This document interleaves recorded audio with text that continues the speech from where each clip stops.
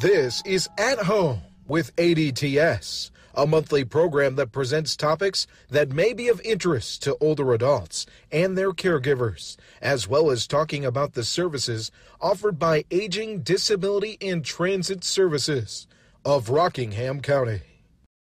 Hello and welcome to the March edition of At Home with ADTS, a monthly show brought to you by Aging, Disability, and Transit Services of Rockingham County. I'm Cathy Powers, the Executive Director here at ADTS, and joining me is my co-host Ashley Cooper, and we're also joined today by Brad Huffstetler. So we like to start every show by thanking our community partners. These are local businesses throughout our community that help us to expand our services and meet the ever-growing needs in our community. So thank you as always to Carolina Apothecary, Pelham Transportation, Home Trust Bank, Wells Fargo, CJ Medical, Sparks Oil, the Rockingham County Community Foundation, Rockingham County Arts Council, Woodmont United Methodist Church, Colonial Funeral Home, Church of the Epiphany, JDK Automotive, Wilkerson Funeral Home, Annie Penn Hospital, Mohawk Foundation, Reedsville Rotary, Eden Rotary, and Plaza Mini Storage. Thank you so much to all of our community partners. We also like to give a special thank you to the United Way of Rockingham County for their long time and generous support of our Meals on Wheels program. United Way of Rockingham County brings together local people to help raise local dollars and meet local needs, and we thank everyone who's contributed to this year's campaign. United Way also actually has a tennis tournament coming up in April, and they're looking for sponsors and players. This is actually the second annual United Way tennis tournament, so we encourage everyone to visit them on their Facebook and get some more information and get involved. It's going to be a fun event. Also want to give a quick shout out and thank you to the local businesses that are participating in our March for Meals campaign. This is an annual campaign that raises funds as well as awareness about senior hunger and supports our Meals on Wheels and other nutrition services throughout Rockingham County to older adults. So thank you to all of the businesses that have participated. I think we have or maybe have passed 100 businesses so far that are participating in some way, shape, or form. So thank you to all those local businesses. We're really excited about that. So now we're going to turn our focus to today's guest. Brad, thank you so much for joining us. Can you, just to start, tell us a little bit about yourself, where you're from, what you do professionally, and your role at ADTS? Sure, yeah. Hi, thank you for having me today. My name is Brad Huffstetler, and I'm born and raised here in Reedsville, so I've lived in Rockingham County my entire life, with the exception of a short term when I was in college and I lived in the dorm. Professionally, I've served the last 25 years as a development and advancement officer in various companies and nonprofits, and currently I serve as the executive director for the Education Alliance for the Better Business Bureau, serving Central and Northwest North Carolina. I also humbly serve as the president of the board for the ADTS organization, and this is my year as the chair, and have been with ADTS for 5 years now. That's a lot, Brad. No shortage of extra time for you. Yeah. So the reason that we wanted to have you in today is we wanted to talk a little bit about board service. And of course, you're our board chair, and our board is invaluable to our organization as it is to all nonprofits. And so we just wanted to talk a little bit about nonprofits and board service and why that's important. So I think maybe we should start by giving our listeners, our viewers, an overview of what nonprofit means, because a lot of people are confused by that term, and so maybe we can just talk a little bit about what a nonprofit organization is. Yeah, and there is some confusion in the marketplace as to what a nonprofit is, because it's expanded and it's grown, and now we have for-purpose nonprofits that are their profits go to a charitable cause or whatever it may be outside of what the company actually does. But a nonprofit, is an organization. It must be a private organization. It can't be government-led. Right. It's also an organization that's led by a board of directors. It's a self-governing body, and the board of directors is not there to run the organization, but they're there to help provide direction and to support the executive director, as you well know from our board of directors. Must not distribute a profit, and all the money that is raised has to go towards the cause or towards the mission and vision of that organization. Yeah. And I think that's really important to note that we're not government. We do receive some government funding, both federal, state, local county funding, as well as some funding from municipalities. But a lot of people will say, well, you're government, right? So it is a clear distinction that we are a private organization.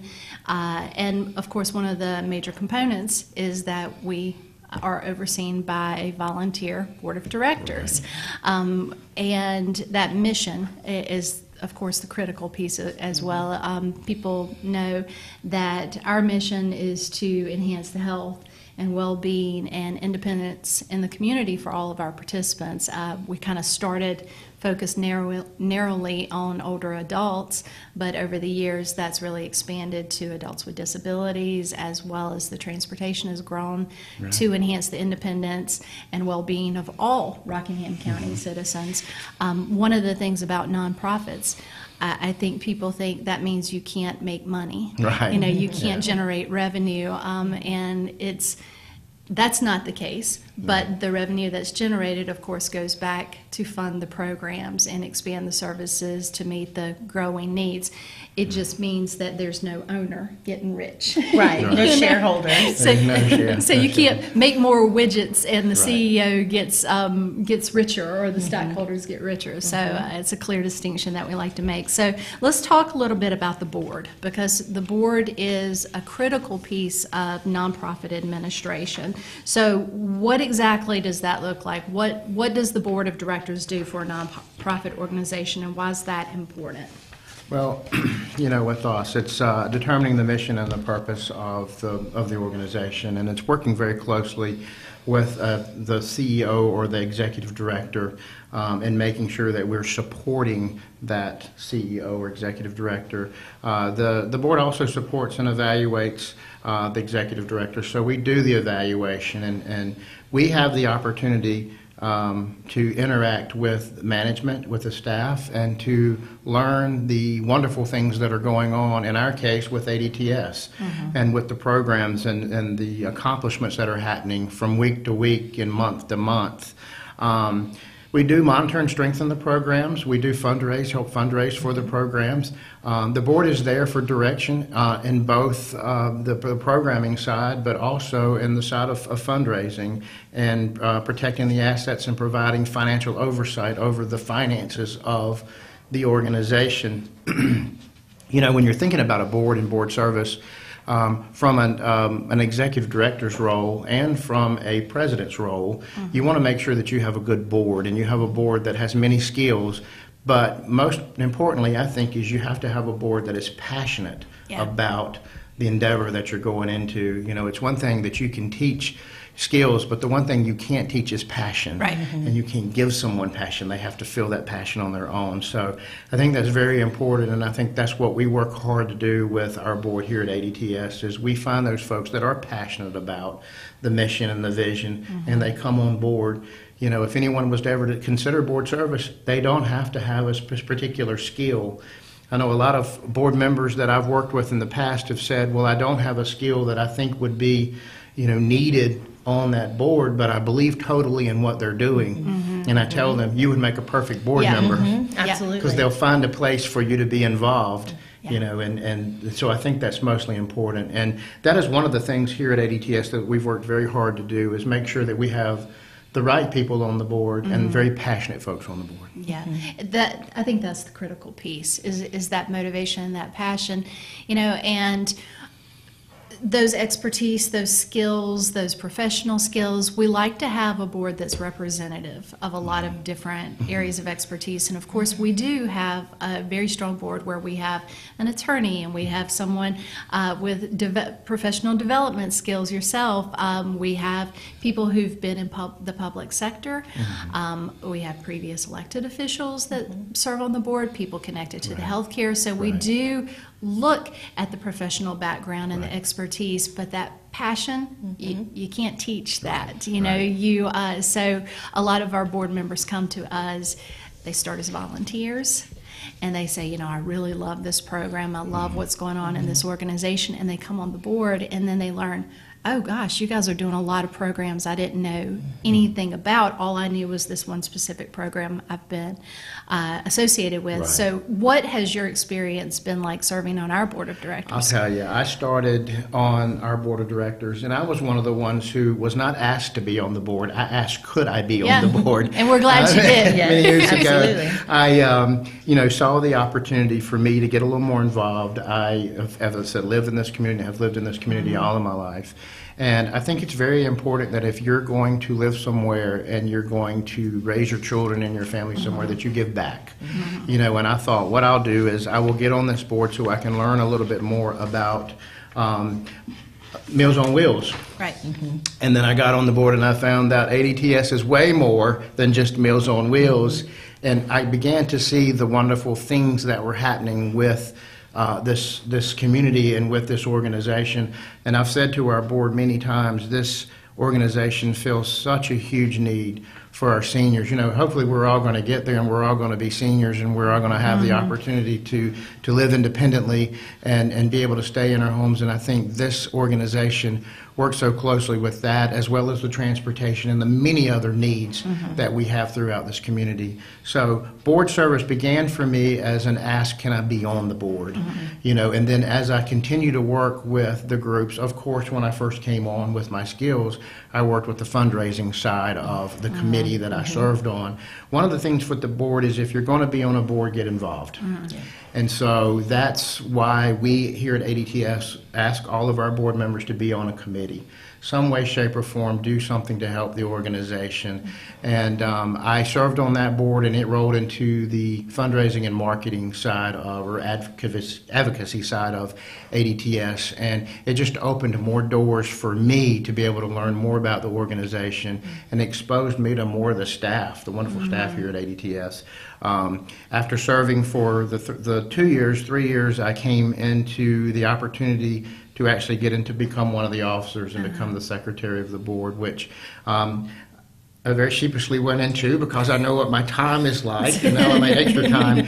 But I did it also with the understanding that this is part of my duty as a citizen of this community to be a part of this organization. And I saw the leadership and the staff of this organization and how well it's ran. So I said, this is a great opportunity for me to be involved. And of course, after 2 or 3 years, I moved through those officer roles. And as I said, humbly serve this year as the president of the board. Well, and boards are different. Obviously, we've got a lot of nonprofit organizations in Rockingham County, and I imagine that if you went around and talked to them, everyone is structured a little bit different. Sure. Of course, when an organization like ours starts, they write their bylaws and make those determinations as to what the board's going to look like and what that mix is going to be. But I would agree with what you said, that the more involved you are, whatever the board looks like for each respective nonprofit, the more engaged you are, the more you're going to learn. Absolutely. There are a lot of opportunities. Of course, our board, what people are committing to when they join our board is you have quarterly meetings, so 4 meetings over the course of the year, but then we also ask all of our board members to be a part of one of those standing committees. And that's really when the expertise kind of comes into play, because that's where a lot of the work is done. It's not necessarily an honorary board. Yes, we have some people who are upstanding people in our community that we really know are great advocates and great public faces for our community. But it's a roll up your sleeves and get to work board where you're looking at some very complex budgets and those kind of things. So if you've got the passion, come to the board. We'll work with you for your expertise and say, okay, well, this is going to be the committee that would be best for you. Right. And I think it's important also to understand that, as president of the board, I don't make any decisions independently. The board functions as a team. Right. And everyone on the board has a say in the direction or into a decision that we make on the board. So there's no one individual that gets to kind of rule the roost on how the organization's structured or the direction that we're going in. Right.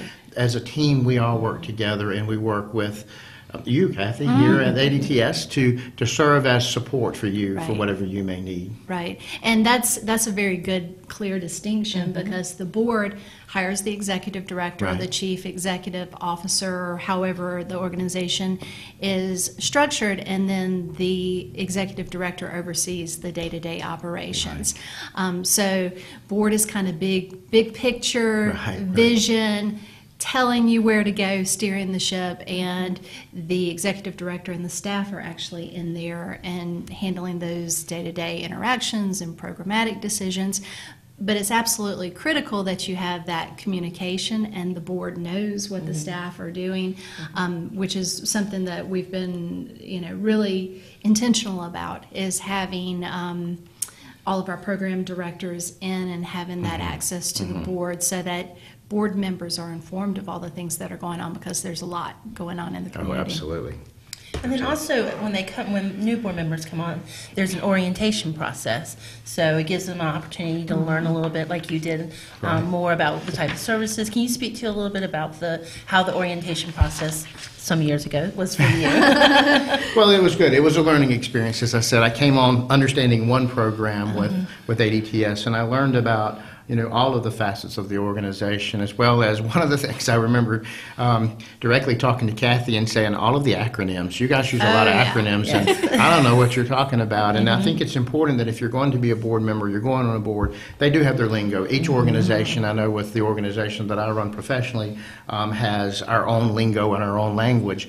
But that orientation is that opening of the door to the whole organization and letting you kind of look under the covers to see what happens here at this organization. And it gives you some exposure to all of those, as well as it gives you the opportunity to be involved with each one of the programs. And that's one of the things that we encourage our board to do, is to not only be on the board and serve on a committee, but be involved. Go to a meeting, go to one of the day services, go out and see the people that we're serving and talk with the employees that we're serving. Serve meals, go out on a Meals on Wheels run and deliver meals. Ride the bus. Get on, or encourage folks to get on the bus and ride the bus. And that's one of the things that, through orientation, I had that moment where I had no idea. And as I said, I've lived in this community for over 50 years, and for me to go, I had no idea, is kind of awakening for me to what all is going on in the community and what's all going on, and as I'm out in the community and I'm talking to folks about the many services that I've learned about here through my orientation, and through my service here, it's eye-opening to some other folks as to how much actually happens here. But orientation, for any folks that are thinking about or wondering about board service, is kind of your opening of the door. It's that welcome, come in, we want to teach you, don't be intimidated. Ask questions, because we understand that you're coming in as a brand new person to this organization to serve on the board in the capacity of being a volunteer. And there are no dumb questions, and that's one of the things when I went through orientation that they made me feel very comfortable with. You are here. We're glad you're here. Please ask if you don't know. Yeah. So. Well, one of the things we changed a couple of years ago, according to our bylaws, we can have board members serve for a full 6 years. And of course, Brad's going into his 6th year here, so he probably doesn't have that many, I didn't know that moments anymore. But for the first couple of years, you have a lot of them. And, we had our board structured so that you would serve 2 consecutive 3-year terms. And what we found was that we've got a lot going on, and sometimes it's not a good fit with board members. Sometimes they think, okay, that's what I want to do, and then they get in and they say, yeah, maybe my passion is something else. Maybe I need to approach another organization, and that's okay. Not everybody's a perfect fit for every role, and so we restructured our terms so that we now have consecutive 1, 2, and 3-year terms. So board members who come on to our board have an opportunity to try us out for a year. and see if this is something that they love, something they're passionate about, something that they're willing to dedicate another 2 years and then hopefully another 3 years to. We haven't lost a lot of them, No. but we do like for people to have an opportunity to try us out, and we try them out and see if it's a good fit, because it is a very, very critical role for our organization. Right. And folks get on boards and they find out they don't have the time they thought they would have. Yes. And, they feel like they're shortening the organization by not having time to spend, and it's not a lot of time, it's not a ton of time, but it is time that you need to set aside because you're going to have meetings and you're going to want to be involved. And then, as we've mentioned several times before, as you get involved and the passion takes over, you want to become more and more involved. And you have to have time to be able to do that. Yes, absolutely. So we've mentioned a couple times the committees. Can we talk a little bit about those different committees and what those roles are? Sure. So we have an executive committee, which is basically our officers of the board, our president, past president, secretary, treasurer, and president-elect. No, secretary is president-elect. And past president. And they do a lot of our policy. Of course, they take the lead on recruiting new board members, which we are coming up to that time right now. And so that's why we thought this would be a great show for this month, because we want to throw it out there. I feel like a lot of people in our community are tapped time and time again to serve on every board or donate to every cause. And a lot of people in our community that would make amazing assets to organizations don't know, don't know that the opportunity and the need is out there, and so that's why we wanted to talk today.